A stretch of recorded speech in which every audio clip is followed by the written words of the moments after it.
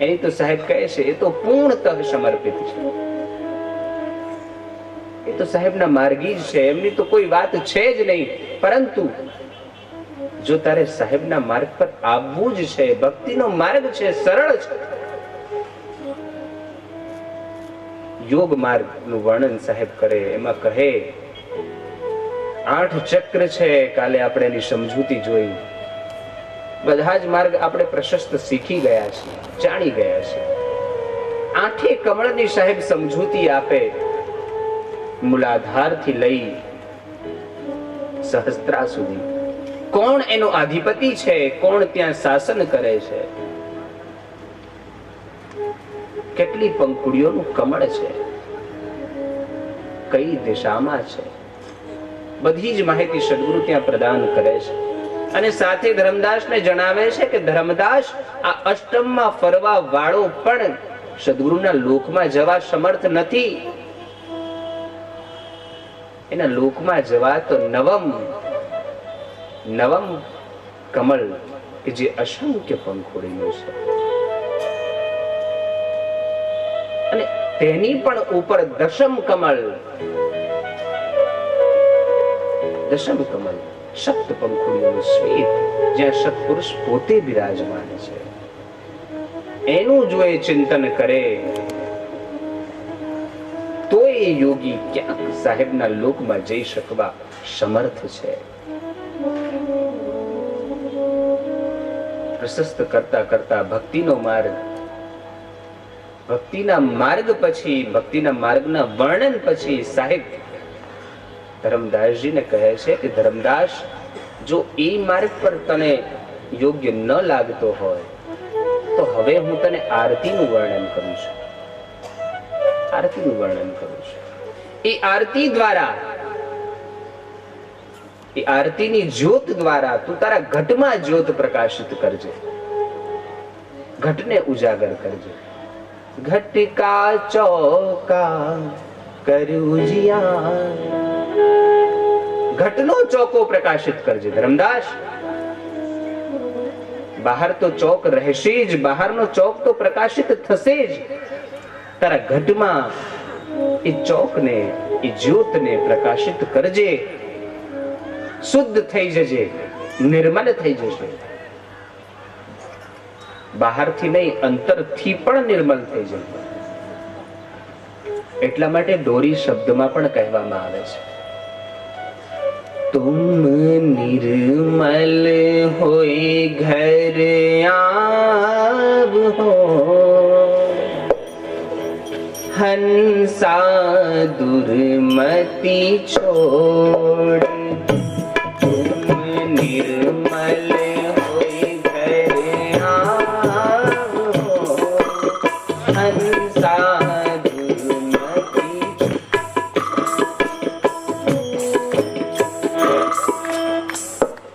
સાહેબ ધર્મદાસજીને જણાવે છે કે ધર્મદાસ, એ સદગુરુનો લોક છે. પ્રાથમિકતા નિર્મલ થવાની છે, નિર્મલ થવાની છે. બહારથી નહીં, અંતરથી નિર્મલ થવાની છે. બહારથી તો આપણે ઘણા યત્નો કરીએ છીએ, ઘણા પ્રયત્નો કરીએ છીએ, પરંતુ બહારથી નહીં ધર્મદાસ, અંતરથી નિર્મલ થવાની જરૂર છે. અને જ્યારે અંતરથી નિર્મલ થઈ જઈશ, પૂર્ણત્વ શુદ્ધ થઈ જઈશ, પરિપૂર્ણ થઈ જઈશ, ત્યારે તને કોઈ રોકી નહીં શકે. લોકમાં જતા કોઈ નહીં રોકી શકે. વિવેકને ગ્રહણ કરીશ, શુદ્ધ આચરણમાં રહીશ. આગળ પણ આપણે ઘણી એવી વાત થઈ છે, કચરાને છોડી દેવાની વાત થઈ છે. આ કચરો વારે ઘડીએ મારે એટલે કહેવો પડે કે પ્રથમ પગથિયું જ કચરો છે. પ્રથમ કોઈ નડતર છે તો એ કચરો જ છે. સતત આપને એ જ જણાવી રહ્યો છું કે બને તો કચરાને છોડી જ દેજો. જો મનમાં ક્યાંક ખૂણામાં પણ એવી ઈચ્છા પ્રગટે કે મારે સાહેબને પ્રાપ્ત કરવા છે, એના દર્શન કરવા છે, સુખી સંપન્ન થઈને રહેવું છે. પ્રાથમિક જરૂરિયાત કચરાને હટાવવાની છે, નિર્મલ થવાની છે, શુદ્ધ થવાની છે. અને શુદ્ધ થવું હોય તો કચરાને ચોક્કસ દૂર કરવો પડે. બહારથી, અંદરથી, દેખાતો, ન દેખાતો, બધી જ પ્રકારનો કચરો દૂર કરવો પડે. શુદ્ધ થવું પડે. આજે તો અંતિમ દિવસ છે, આરતીનો મહિમા છે, અને એ આરતીનું વિધાન તો આપણે નિહાળવાના જ છીએ આજના આ પવિત્ર સપ્તમ દિવસી કથા પ્રસંગ પછી. અને આરતીના વિધાન વિશે તો આપણે મોટા ભાગે બધું જાણીએ જ છીએ, આરતીને તો જાણીએ જ છીએ, પરંતુ એ જે જ્યોત છે એ જ્યોતના દર્શન કરતા કરતા અંતરમાં જો જ્યોત જાગી જાય, સાહેબની લવ લાગી જાય, એની સાથે લગ્ની લાગી જાય, તો જ સાચી આરતી છે. બાકી આરત નામ તો પ્રેમ છે જ, પ્રેમનું જ બીજું નામ આરતી છે. આ રતિ નિષ્દિન રતિમાં રહેવા વાળો, આનંદમાં રહેવા વાળો. રતિ એટલે આનંદ, અહર્નિશ આનંદમાં રહેવા વાળો એ જ આરતી છે, બીજી કોઈ આરતી નથી. સાહેબની સગુણ ઉપાસનામાં જુઓ તો આરતી જે આપણે સાહેબે વર્ણવી છે એ આરતી છે. અને જો નિર્ગુણ ઉપાસનામાં જુઓ તો ઘટમાં જે અલૌકિક જ્યોત પ્રકાશિત કરવાની છે એ આરતી છે. આરતી આરતી છે.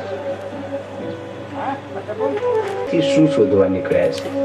કંઈક શોધવા નીકળ્યા છે, કંઈક ખોવાયું છે. કઈ બાજુ ખોવાયું છે એ પણ નિશ્ચિત નથી, શું ખોવાયું છે એ પણ નક્કી નથી.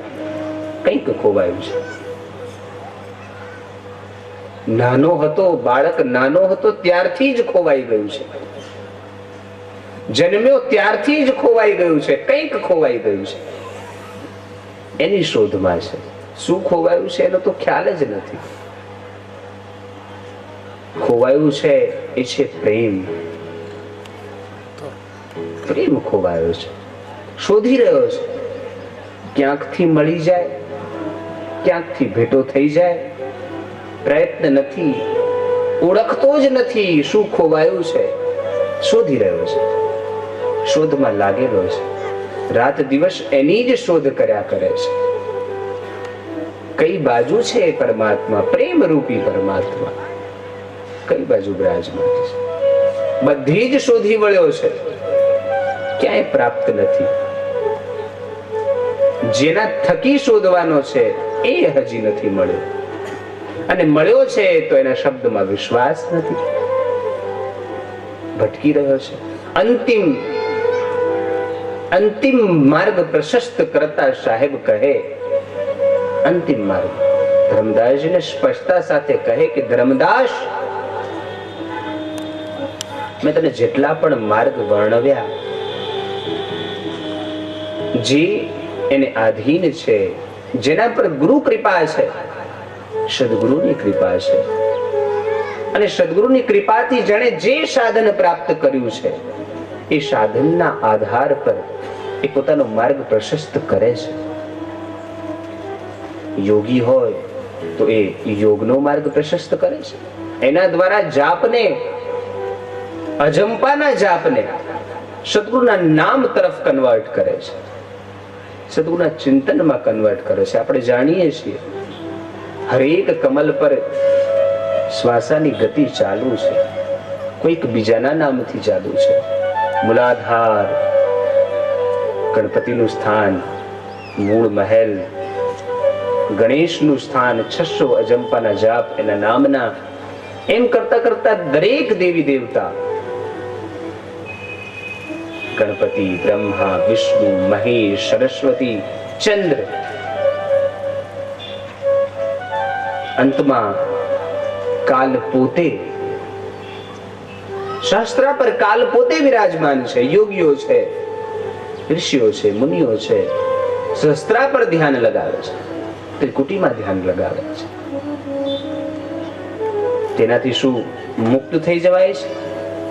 ધર્મદાસજીનો પ્રશ્ન, શું તેનાથી મુક્ત થઈ શકાય છે? સાહેબ કહે છે, નહીં ધર્મદાસ, એ મુક્તિનું સ્થાન નથી.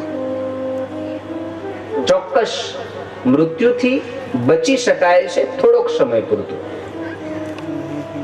બચી શકાય છે. યોગીઓ બચે છે, ઋષિઓ મુનિઓ બચે છે, મૃત્યુને પોતાના વશમાં રાખે છે. જ્યારે મૃત્યુ આવે છે એ ઉપરના સ્થાન પર ત્રિકુટીમાં ચડી જાય છે, ત્યાં ધ્યાન લગાવી દે છે, પ્રાણને ઉપર ચઢાવી લે છે. કાલના દેશમાં પહોંચી જાય છે, જ્યાં કાલનો કાલ પોતે બિરાજમાન છે, એ સ્થાન પર પહોંચી જાય છે. મુક્ત નથી થઈ શકતા. પરંતુ જો મુક્ત થવું જ છે તો તેથી ઉપર ધર્મદાસ નવમ ચક્ર છે, અસંખ્ય પંખુડીઓ વાળું છે. તેમાં જઈ સદગુરુના પ્રિય અનહદ થી ઉપર, બ્રહ્મરંધ્ર પર થવા વાળા અનહદ નાદ થી ઉપર, પહેલા આપણે વર્ણન કરી ચૂક્યા છીએ, અનેકો પ્રકારની ધ્વનિઓ પ્રકાશિત છે, જે પહેલા તો એને ધકેલે છે, પરત મોકલે છે. ઉલટા માર્ગ પર છે, અહીંથી પરત થઈ જા, આ તારું સ્થાન નથી, ધકેલે છે. જ્યારે જાણી જાય છે કે આ પરત થવાનો નથી, ત્યારે પછી એને આકર્ષે છે. એ જ ધ્વનિ, અનહદની ધ્વનિ આકર્ષે છે. તારે અહીં જ રહેવાનું છે, આ જ તારું મુકામ છે, આનાથી ઉપર કઈ નથી. હવે એમ કહે છે, ધ્વનિ એક જ છે, આની ઉપર કઈ નથી, બસ આ જ છે. ફસાવે છે. પરંતુ જે સદગુરુનો હંસ છે, સદગુરુનો ભક્ત છે, જેની સુરતા દસમમાં લાગી છે, દસમમાં જેની સુરતા છે, એ ભટકતો નથી, માર્ગથી વિમુખ થતો નથી, અને સદગુરુના નિરંતર ધ્યાનથી કાલના શિર પર ચઢીને સાહેબના લોકમાં પહોંચી જાય છે. માટે સદગુરુના અંતિમ માર્ગમાં, જે ફક્ત ને ફક્ત ધ્યાનનો માર્ગ છે, ધ્યાનનો માર્ગ, ચિંતનનો માર્ગ.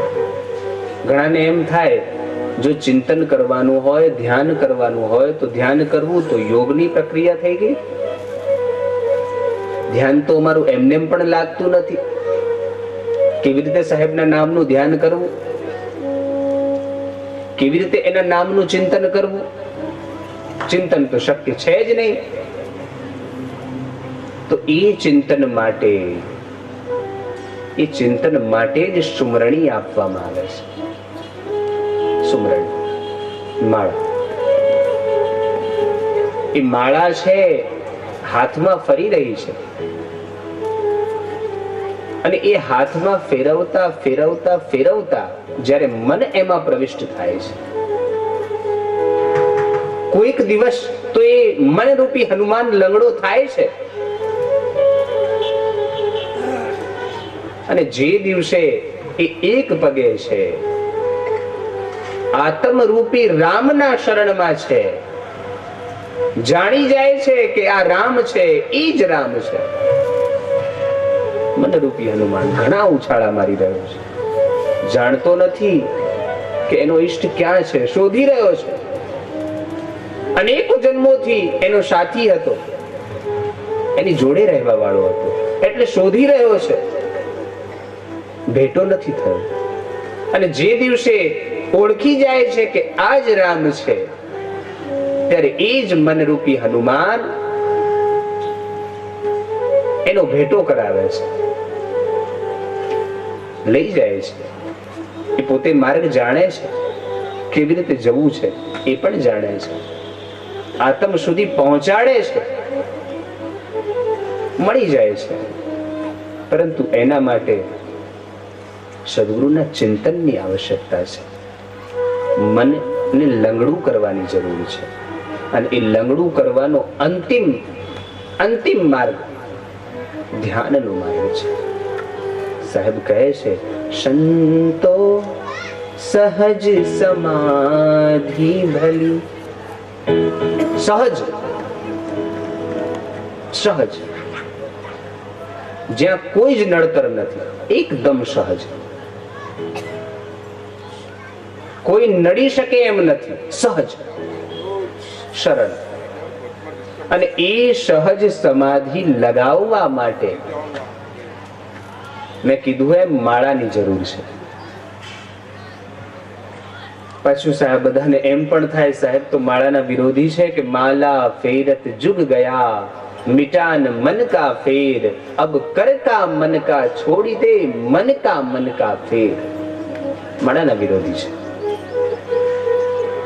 એ વિરોધી ખરા અર્થમાં સાહેબ શું કહી રહ્યા છે આપણે જાણતા નથી.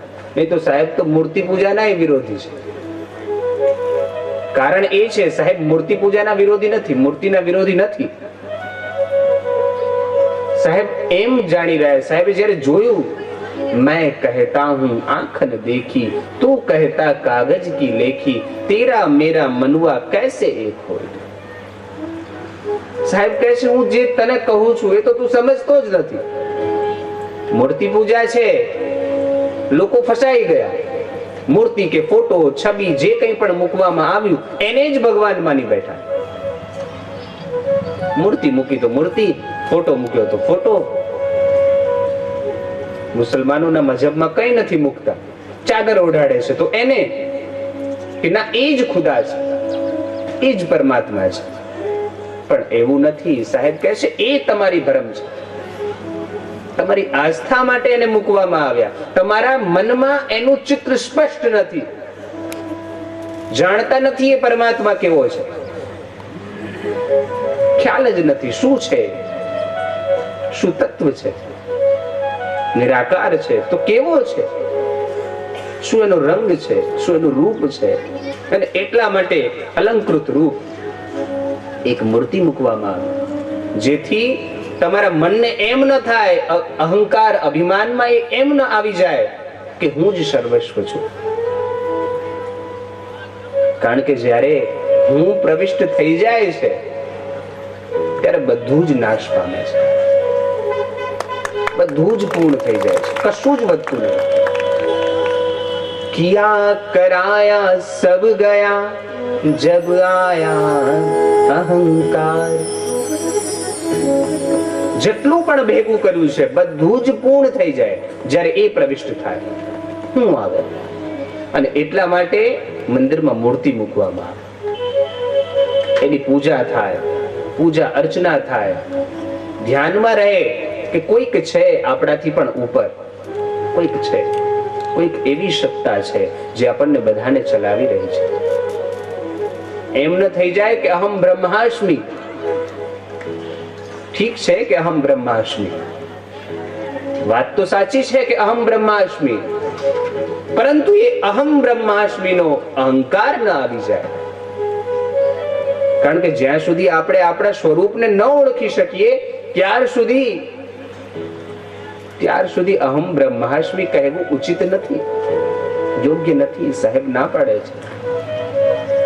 સ્વરૂપને તો જાણતા જ નથી. શું છે તમારું સ્વરૂપ, શું છે આપણું સ્વરૂપ? અને એનું વર્ણન પણ આપણે કર્યું કે કેવું સ્વરૂપ હતું આપણું. હંસનું વર્ણન, કેવું સ્વરૂપ હતું, કયા લોકમાં રહેતા હતા, કેવી રીતે જીવતા હતા.